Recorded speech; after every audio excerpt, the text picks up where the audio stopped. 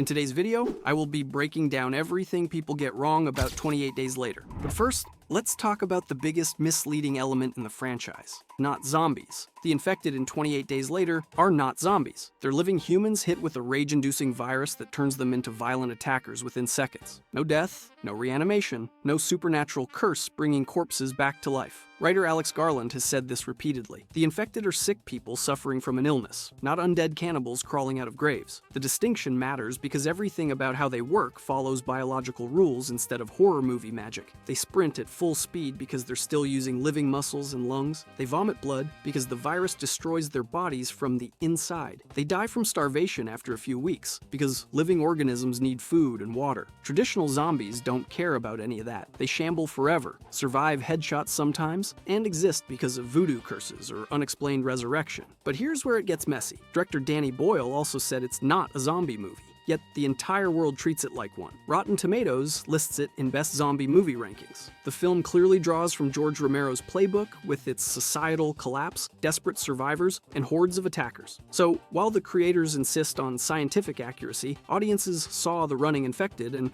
said close enough. That confusion isn't an accident, though. The rage virus was inspired by real diseases like rabies and Ebola, conditions that actually make people violently aggressive or cause bleeding. Cambridge scientists created the virus in the film's opening to study aggression inhibition, and it backfired spectacularly when animal rights activists broke in and freed infected chimpanzees. Within 20 seconds of fluid contact, a person turns into a screaming attacker with zero control. The virus doesn't make them crave brains or hunger for flesh. They attack purely out of uncontrollable rage, trying to kill, not eat, which is why you see them bashing and biting, but never stopping to feed. But here's what nobody tells you. If the infected aren't zombies, then what does that make every other movie that copied this formula? Keep that question in mind, because the answer changes how you see an entire decade of horror films. Fast Zombies' origin. People constantly credit 28 Days Later with inventing fast-moving zombies, and that's completely wrong. The film popularized them for modern audiences, but it didn't create the concept. Return of the Living Dead dropped sprinting zombies in 1985, 17 years earlier.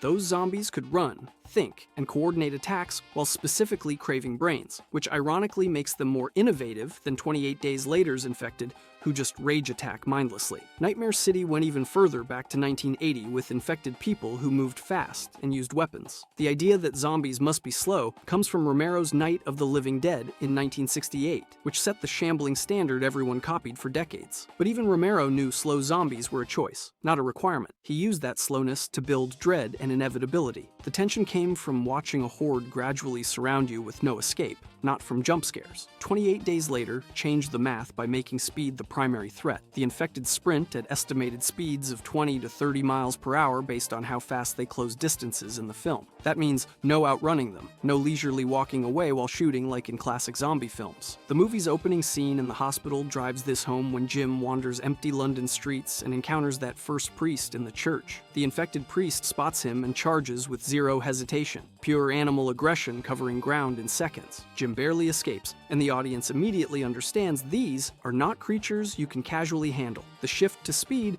created a ripple effect across horror. World War Z adapted its zombies to move in massive sprinting swarms that climb over each other like ants. The Walking Dead stuck with slow zombies for its show, but acknowledged the fast variant debate in fan discussions. Left 4 Dead built its entire gameplay around special infected that rush players with different attack patterns. Train to Busan made its zombies contortionist sprinters that twist and leap. The Last of Us blended both by having early-stage infected run while fungal growth eventually roots them in place. But speed came with a cost in the zombie purist community. Fans who loved the original Romero formula felt betrayed by what they saw as action movie zombies replacing atmospheric horror. The argument goes that slow zombies represent inevitability and societal decay, while fast zombies are just generic movie monsters. You can find entire Reddit threads arguing whether 28 Days Later killed the zombie genre or saved it. The real question isn't which side is right, though. It's why Danny Boyle needed the infected to run in the first place. And the reason isn't what you think. The truth sits somewhere in the middle because the film didn't actually replace anything. It offered an alternative that worked for its story about rage and societal collapse happening in days instead of years. Keep that debate in mind though, because whether you call them zombies or not, what matters is how the film used speed to explore something Romero never did. Human reaction time when civilization falls in under a month. Grainy visuals. The film looks rough, and people assume that's because Danny Boyle couldn't afford better cameras. Wrong.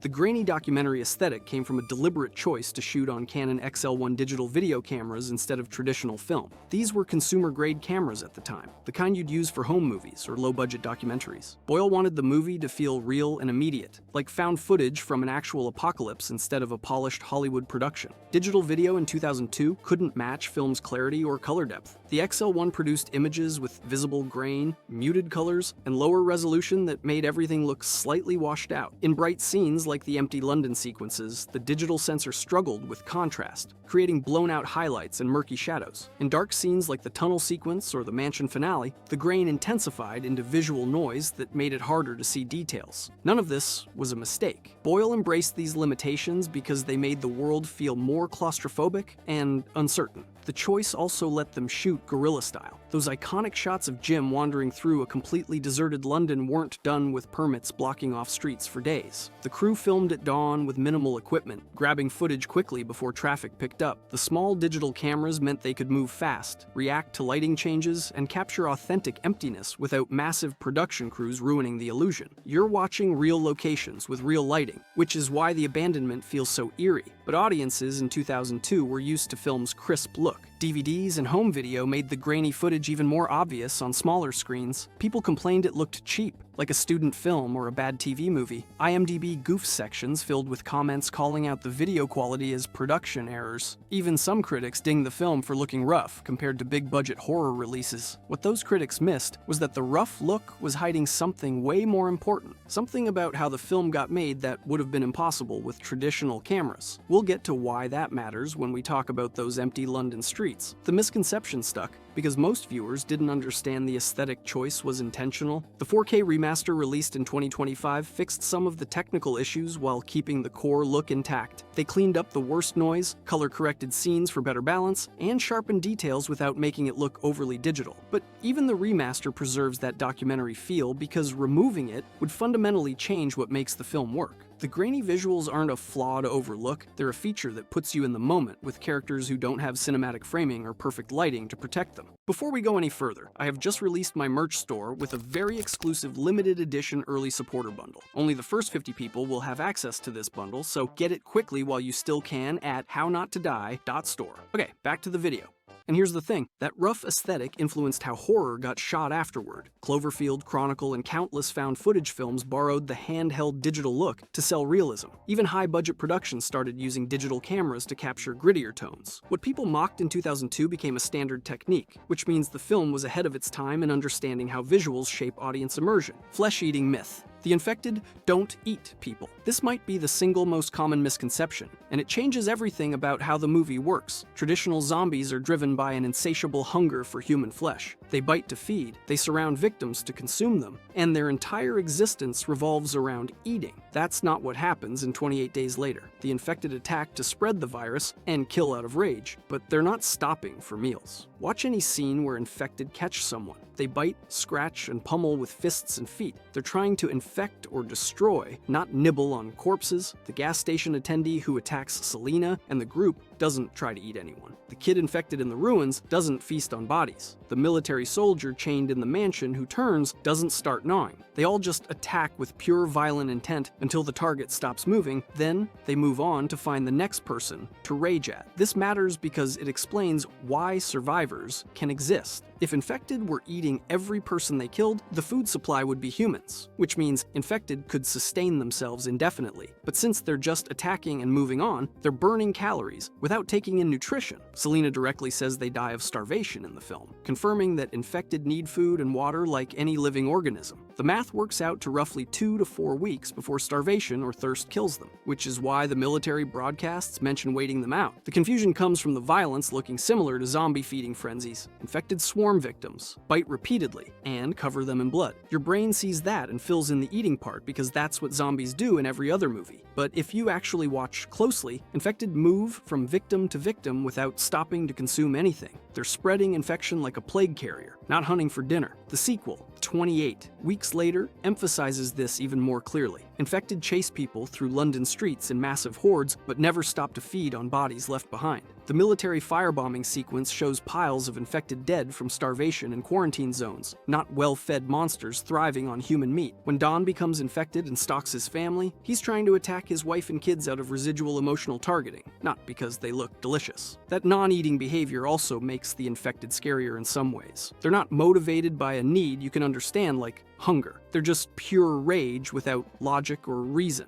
You can't distract them with other food sources. You can't reason with them. You can't wait them out in a secure location for long because they'll keep attacking the barriers until they break through or starve. The only winning move is to avoid them entirely, or kill them, which is grimmer than outsmarting hungry zombies. But if the infected don't eat people, then how did the virus even spread so fast in the first place? That question leads to the most overlooked detail in the entire film: zombie movie label. Despite everything that makes it different, 28 Days Later gets filed under zombie movies in every streaming service, critic list, and genre discussion. The label stuck so hard that even people who know the infected aren't zombies still call it a zombie film out of convenience. This creates a weird situation where the movie exists in two categories at once: a biological horror thriller that also serves as one of the most influential zombie films ever made. The zombie label happened because the film follows the same structure as Romero's Dead series. You've got a small group of survivors navigating a collapsed society while avoiding infected hordes. You've got themes about humanity being the real monster when Jim discovers the military plans to rape the women. You've got desperate resource scavenging in abandoned supermarkets and homes. You've got that slow realization that rescue isn't coming and the old world is gone. Every beat mirrors Night of the Living Dead's template, just executed faster and with a scientific explanation instead of supernatural mystery. Genre classifications don't really care about technical accuracy. They care about what the story does and how it makes you feel. By that measure, 28 Days Later is absolutely a zombie movie, even if the creatures aren't technically zombies. It revived the genre after years of parody and stagnation. It proved you could make zombie horror relevant again by stripping away the camp and playing it deadly serious. It influenced an entire generation of filmmakers to revisit apocalyptic infection stories with fresh eyes. The film also borrows specific visual language from zombie classics. The empty streets echo the Omega Man and the Day of the Triffids. The supermarket looting scene pays homage to Dawn of the Dead's mall refuge. The military betrayal mirrors Day of the Dead's underground bunker tensions. Even the ending with Jim, Selena, and Hannah trying to signal a rescue plane recalls Night of the Living Dead's false hope finale. These aren't accidents. They're Boyle and Garland deliberately working within zombie genre traditions while modernizing the execution. But calling it a zombie movie also limits how people think about what it's doing. The film is really about rage as a social disease. The infected are physical manifestations of the anger and violence already simmering in society, which the virus just unleashes without restraint. Major West and his soldiers prove you don't need the virus to be a monster. Regular humans under stress make the same violent choices. The infected are almost beside the point by the third act because the real threat comes from other survivors who've decided morality is a luxury they can't afford. That thematic depth gets lost when people reduce it to fast zombies versus slow zombies. The genre debate becomes a distraction from what the film actually has to say about human nature under pressure, and that's where the real betrayal happens. Because calling it a zombie movie makes you miss what the film is actually about, but you won't understand that until you see what Boyle cut from the theatrical release, which is frustrating, because the zombie label helped the film reach audiences who might not have watched a straight pandemic thriller, but it also trapped critical discussion and technical arguments about what counts as a proper zombie, alternate endings. Most people who've seen 28 Days Later only know the theatrical ending where Jim, Selena, and Hannah survive and spell out a help signal that attracts a rescue plane. It's hopeful, suggesting humanity might rebuild and life might return to normal. But that's just one of several endings Boyle shot, and the others drastically change the film's tone and meaning. The darkest alternate ending shows Jim dying on the operating table after being shot by the soldier. Selena and Hannah try to save him in an abandoned hospital, but they can't stop the bleeding. Jim dies, the women leave his body behind, and the film ends with them alone facing an uncertain future. This version erases any hope that love or determination can overcome the apocalypse. It's brutally nihilistic in a way the theatrical cut avoids, saying point blank that good people don't survive just because they deserve to. Another alternate ending, sometimes called the dream sequence version, shows Jim dying and imagining the rescue as a dying hallucination. The entire hopeful finale happens in his mind while he bleeds out. This one's even bleaker because it suggests the film's only happy ending is a lie Jim tells himself to cope with death. The women possibly still escape, but we never see it confirmed. The rescue plane might not exist. The survivors Jim fought to protect might die anyway. It transforms the movie from survival horror into psychological tragedy. A third version shows an unfinished help sign, leaving it ambiguous whether rescue ever comes. The women survive, but the film cuts before any plane arrives. They're alive, but stranded in a dead country with no guarantee anyone's coming. This ending splits the difference between hope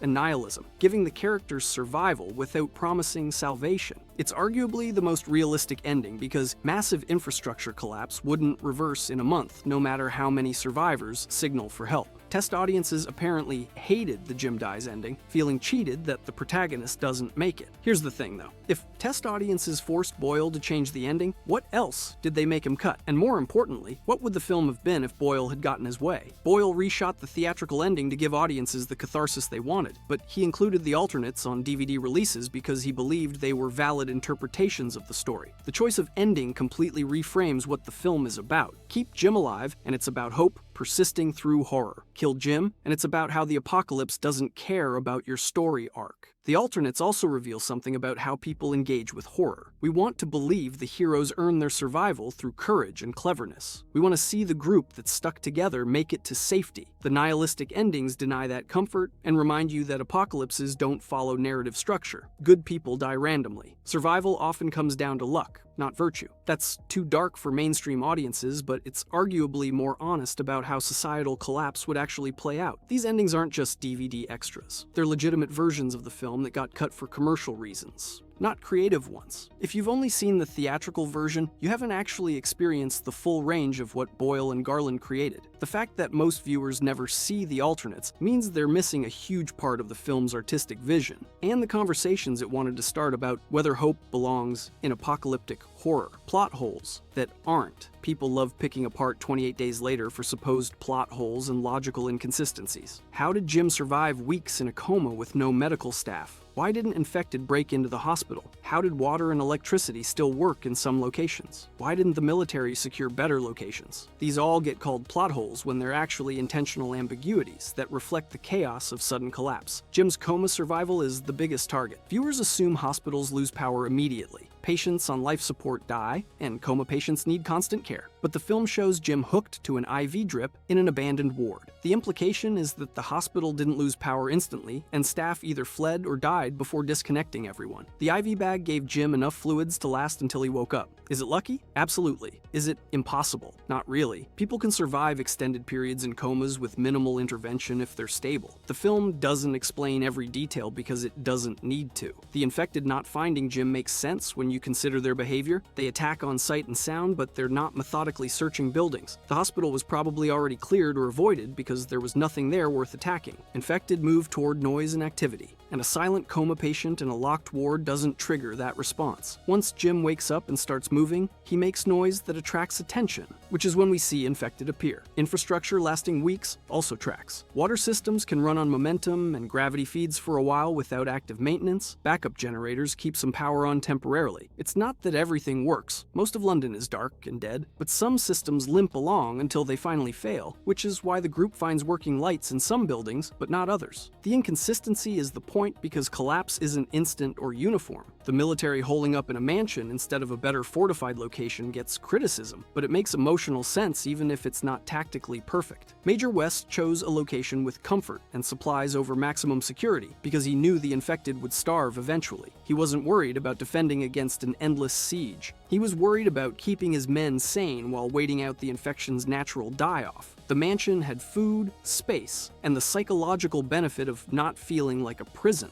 What looks like a plot hole is often just the film refusing to spoon-feed explanations. It trusts audiences to fill in the blanks and understand that apocalyptic scenarios are messy. Not everything has a neat logical answer because real chaos doesn't work that way. People make imperfect decisions under pressure. Systems fail at different rates. Luck plays a huge role in who survives. The film captures that uncertainty by leaving gaps instead of explaining every detail, which makes the world feel more real, even if it frustrates viewers who want concrete answers. But one supposed plot hole actually isn't a hole at all. It's a deliberate choice that reveals how the virus works. And once you see it, the entire infection suddenly makes terrifying sense. The The other issue is that people hold this film to different standards than traditional zombie movies. Nobody demands to know how the dead rise in Night of the Living Dead, or why zombies suddenly appeared in Dawn of the Dead. Those films say supernatural event and move on. But because 28 Days Later uses science fiction framing with a virus, audiences expect scientific rigor. They want to know transmission mechanics, incubation specifics, and biological explanations. When the film doesn't provide those,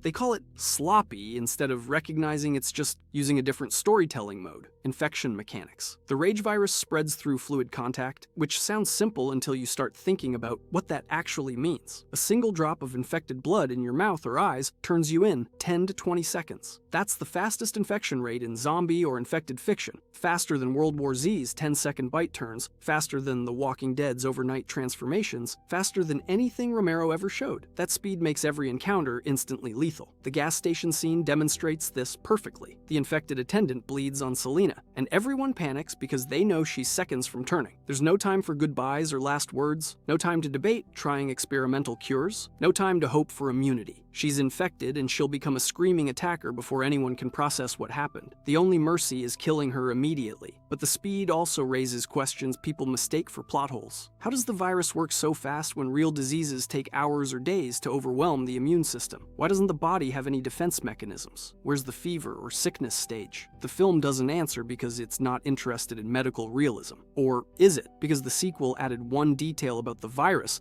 that changes everything. A detail that means the original outbreak could restart at any moment. The instant infection serves the story by eliminating any middle ground between safe and compromised. You're either clean or you're gone. The virus also doesn't explain how it sustains in the environment. Infected vomit blood everywhere, coating surfaces and creating biohazard zones. Does the virus die when exposed to air? Can you get infected from touching dried blood? The film shows characters navigating ruined spaces without constant fear of environmental exposure, suggesting the virus needs fresh fluid contact. But it never confirms that, leaving audiences to guess at transmission rules. 28 Weeks Later expands the mechanics with carriers, people who have the virus but don't show symptoms. Don becomes a carrier after Alice kisses him, giving him the infection but not triggering the rage. He can infect others through his fluids while remaining lucid until stress triggers his own turn. This creates a nightmare scenario where you can't trust anyone who's been exposed even if they seem fine. The sequel uses this to restart the outbreak after NATO believes they've cleared Britain. That carrier twist contradicts the original film's understanding of the virus. The first movie treats infection as absolute and immediate. You're exposed, you turn,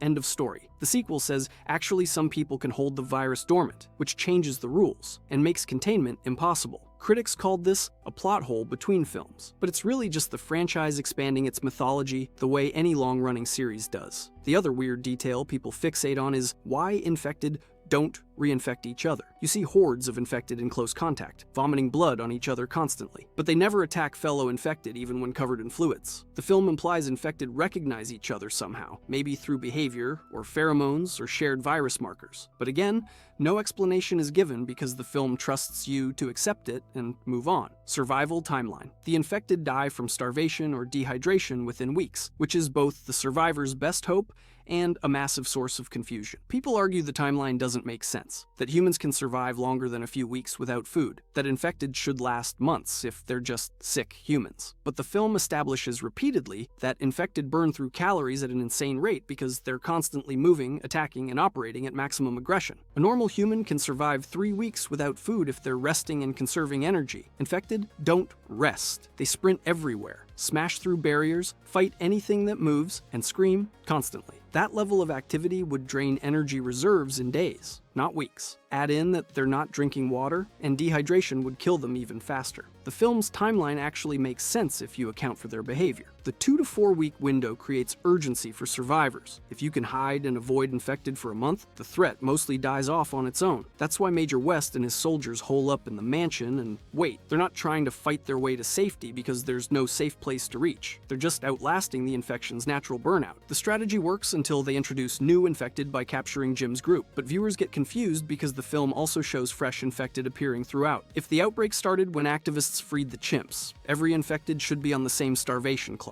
Yet we see newly infected people implying ongoing transmission. That's because survivors keep running into each other and getting infected, restarting the countdown. Each new infection adds more time to the local threat even as the original wave dies off. The sequel explores this by showing NATO moving back into Britain after declaring it clear. They assume all infected died off, which they mostly did. But the carrier situation means a few remained alive without showing symptoms. And once those carriers interact with the new population, the infection roars back instantly. The timeline resets, and London falls again, proving that even short-term infections can restart if you're not absolutely certain every case is gone. This survival window separates 28 Days Later from zombie films where the undead last forever. Traditional zombies create permanent apocalypse where the old world never returns. Infected create temporary apocalypse where waiting them out is viable if you can hide long enough. That completely changes survivor strategy from fighting your way through hordes to finding secure locations and staying put. The film's third act betrays this strategy when the military decides to create their own society through force instead of just waiting for things to clear, which raises a darker question. If the military knew the infected would die off in weeks, why did they really keep those women prisoners? The answer isn't about repopulation. Comic misinformation. The comic series and graphic novel that expanded the 28 Days Later universe are drowning in misconceptions. The biggest false rumor is that Jim dies in the comics via court-martial. This supposedly happens after the film's events when survivors establish new government and Jim gets executed for his actions at the mansion. Except that never happens because Jim isn't in the comics at all. The main comic series focuses on Selina leading a group of survivors in post-infection Britain. Jim is mentioned as alive but absent, presumably off doing his own thing. The comics never show his death, never put him on trial, and never confirm what happened to him after the movie. The court-martial story is pure fan fiction that somehow became accepted as canon, probably because people confused different survivor storylines or mixed up characters. The graphic novel The Aftermath works as a prequel and side story collection showing the outbreak from other perspectives. One section follows the scientists who created the rage virus, another shows an American journalist trapped in London as society collapses, and a third depicts a group trying to escape the quarantine zone. These stories add depth to the world, but don't intersect with Jim's storyline at all. They're parallel narratives that enrich the universe without directly continuing the film's plot. People also think the comics contradict the films by showing different infection timelines or rule changes. The graphic novel does suggest some infected last longer than others, or that virus mutations might occur, but these are presented as exceptions or character speculation, not definitive lore changes. The comics mostly respect what the films established while exploring gaps in side stories. If you enjoyed this video and want to see everything people get wrong about The Walking Dead,